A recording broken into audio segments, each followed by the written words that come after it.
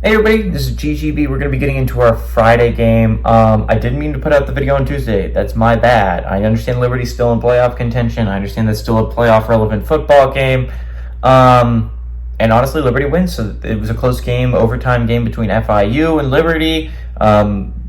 Liberty survives and they stay in playoff contention for another week. That was an important game. I didn't get to recording it, or actually wrote down the stats. I planned on recording it, but I had an exam on Tuesday that I wasn't feeling 1,000% prepared for, and I had to really cram. So unfortunately, that video had to fall by the wayside. But we still have all the games this week, and we got a big one this Friday. We got 10:30. We got number 16 Utah, who's 4-1. Turn Arizona State, who's also 4-1 in one of 3 elimination games this weekend, I believe.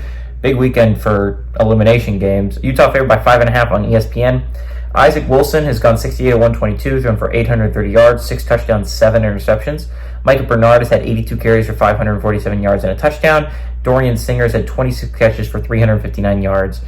Sam Levitt for the Arizona State Sun Devils, has gone 79-134, thrown for 1,012 yards, 7 touchdowns, 3 interceptions.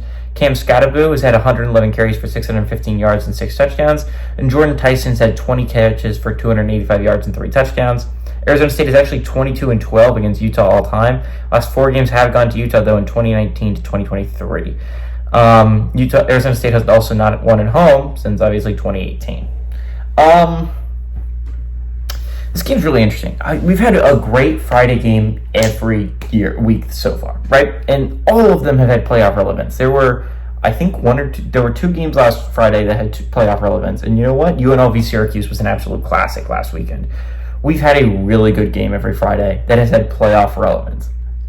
I think that trend continues here. I think Utah is in an interesting position where Utah, I think, if they can get Cam Rising healthy, is a phenomenal football team. I think this is absolutely a team that can compete for a Big 12 championship, but they already have a loss on their resume.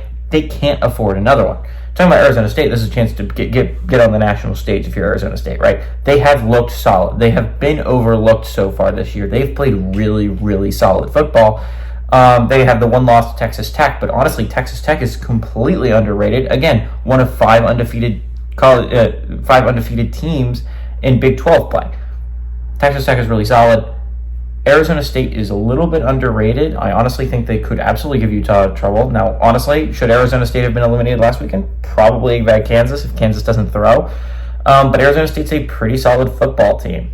They've looked pretty good. They've exceeded expectations so far this year. Utah is another team that is a pretty solid football team when they got Cam Rising healthy. They're coming off a bye week where they had a lot of time to prepare for this game. They're coming off a loss from Arizona 2 weeks ago. I don't feel like they get 2 losses in a row, especially considering Cam Rising is supposed to be back for this game. Is it going to be 100%? Probably not. But this is still a really solid Utah team. On the other hand, I like Arizona State. I think they're a good football team. Again, I think this is going to be a game that matters for the playoff picture, and I think it's going to be a game that is close. It's happened every Friday so far. I think that trend continues. I honestly like Utah to win. I do. I think that Utah is a better team than Arizona State. I think this game should be close. It's at Arizona State. I think 5.5 points is a little bit too much to be given Utah. I like Arizona State to cover that 5.5 point spread, but I like Utah to win this one outright.